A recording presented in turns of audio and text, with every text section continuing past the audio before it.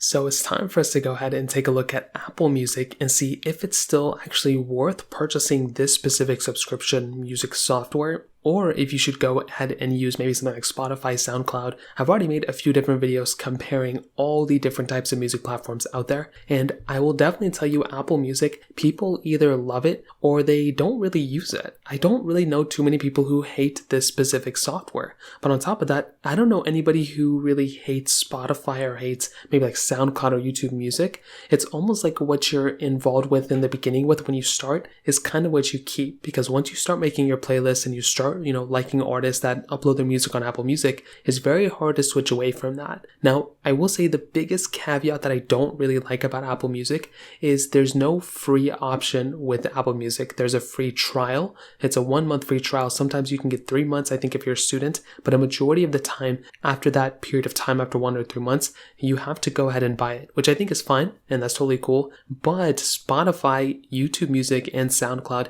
do offer free options, which is something I love a lot. Before I actually want to go ahead and, sink money into setting up an account and all that, I like to go ahead and use it for a long time. And I think a month is kind of too short, to be honest. Even 3 months. I've been using Spotify for years and years and years now, and I feel like I have, just barely touched the surface of that platform. With Apple Music, it has a lot of features, but I will say if you want a completely free one that's free all the time with ads, you're not really going to be getting that here. But I will say for the price tag that you're paying, it's actually pretty decent in my opinion. Now, Apple Music comes pre-installed with almost every single iPhone out there, as well as I think every single iPad as well. So if you're going through and you're buying something, with Apple Music, if you're buying some sort of Apple product, you usually do get Apple Music just pre-installed, and there you can go and set up the free trial if you want to. Now, there are several different Apple Music options. So now we have the $4.99 option with Siri. If you just want to play songs with Siri, you have the option of,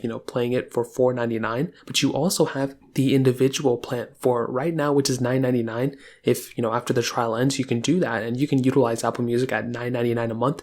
There's also the $14.99 family option, and there's also a college student option for $5.99. So you can definitely go ahead and get a range of different things. I will say if you're a student, it's definitely worthwhile to go ahead and sign up with the Apple Music with the, the college student discount. But I will say on top of that, the music library that you are getting from Apple Music, it is actually probably one of the largest ones you can get from really any other music platform. Any song that I typically will listen to, I'm not a historical Apple Music, listener. I usually use Spotify, but all the songs that I've, wanted to test and wanted to check out for on Apple Music was exactly the same. It's exactly the same type of songs that I would normally listen to. The only things that are slightly different are just the playlists. Some playlists that I want aren't really available on Apple Music. The songs are available there, but there's other playlists that aren't. I will say the playlist community behind Spotify is more of a community there. I feel like there's more people who are involved with making playlists, and it's much easier and kind of more of a community there. On Apple Music,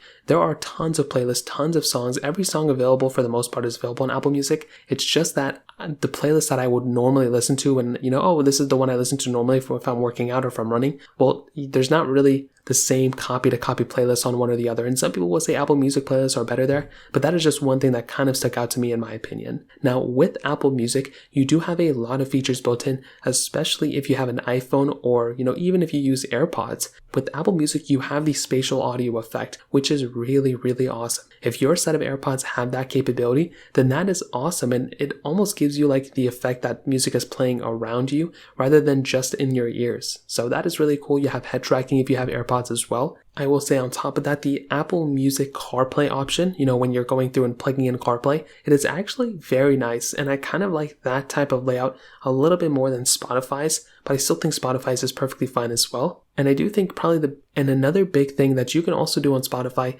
is you can download and you can listen to your, music from Apple Music from your Apple Watch. So let's say you're going for a run and you want to go somewhere else and you don't want to bring your phone with you. You just want to go and run with your watch. Well, you can go ahead and transfer your songs and actually download them onto your Apple Watch, and you can just connect your AirPods or Bluetooth headphones straight to your Apple Watch, and you can just go from there. You don't even have to go ahead and lug your phone around if you don't want to. As long as they're downloaded on your Apple Watch, even if you don't have cell connection, my watch doesn't have it, you have that capability there, which, like I mentioned before, is really awesome. So for sure, when it comes down to it, Apple Music has lots of features and they have a ton of different songs available. Personally, I don't think there's like a caveat. I don't think there's a con. It's just which one have you kind of used before? If you're familiar with Apple Music, then most people are probably going to go ahead and, stick with Apple Music. You can get it installed on so many different devices, iPhones, iPads, your Apple TV, Mac. You can have it on CarPlay. There's tons of smart TVs that have it.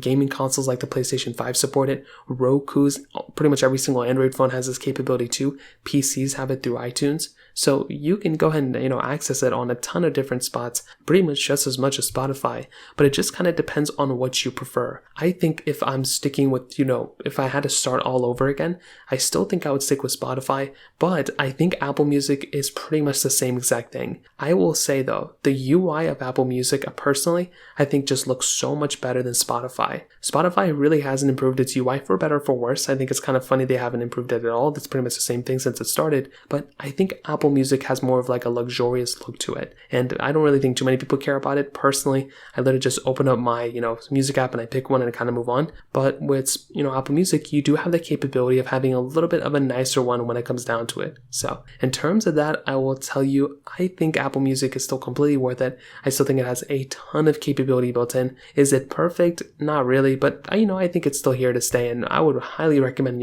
checking it out if you want to. So that's kind of how it holds up in 2022. If you have any other thoughts or questions, please let me know in the comment section below. Hit the like button, that'll mean so much, but definitely hit that subscribe button. More importantly than everything else, I love every single one of you guys. Hopefully I'll catch you guys in the next video. Peace out till then.